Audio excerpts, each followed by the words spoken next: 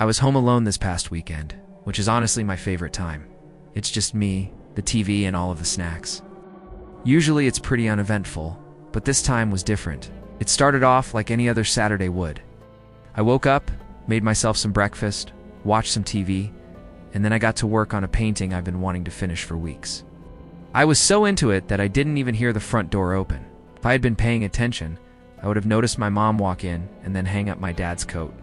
But I wasn't paying attention, so all I noticed was the creak in the floorboard from her walking upstairs. When she came into my room, I was sitting at my desk with my back to the door. "Hey, honey," she said. "Do you know where your father is?" Startled, I whipped around in my chair and almost knocked over my water glass. "What? Where is he?" I asked, fully expecting her to say that he was downstairs. But instead, she looked at me with wide eyes and said, "He's not here, is he?" Confused, I shook my head. She let out a shaky breath. "I don't see him anywhere. I swear I brought him home last night. My dad had been working late every night this week, so it wasn't out of the ordinary for him to come home after we went to bed. He even did that a few times when I was in college, so I didn't think much of it." I just shrugged and went back to my painting, which really pissed my mom off.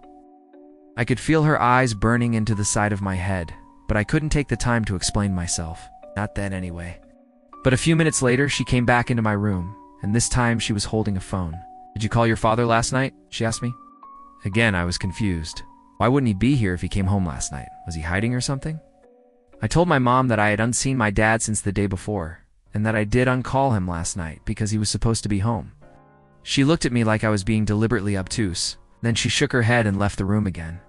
This time she went downstairs and I heard her talking on the phone. The conversation was one-sided.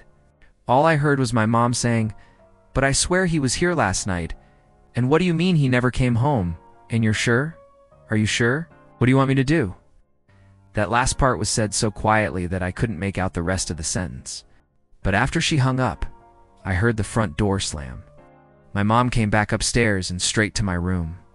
She was crying now. She fell to her knees by my bed and begged me, "Please tell me I'm not going crazy. Please tell me that he was here last night." I felt horrible, because clearly I was doing something wrong. I don't remember exactly what I said. Something about how I didn't see him, and I didn't call him, but that only made her cry harder. And then she did something that made absolutely no sense. She got up, walked past me, and went to the full-length mirror on the wall. She stared at her reflection for a good minute without saying a word. Then she turned to me and asked, "Who's this person?" I thought she was joking, but when she didn't laugh, I realized she was serious. She stepped closer to the mirror again, and this time she touched its surface as if she could reach through it. "Who are you?" she whispered. I don't know why, but that sent shivers down my spine.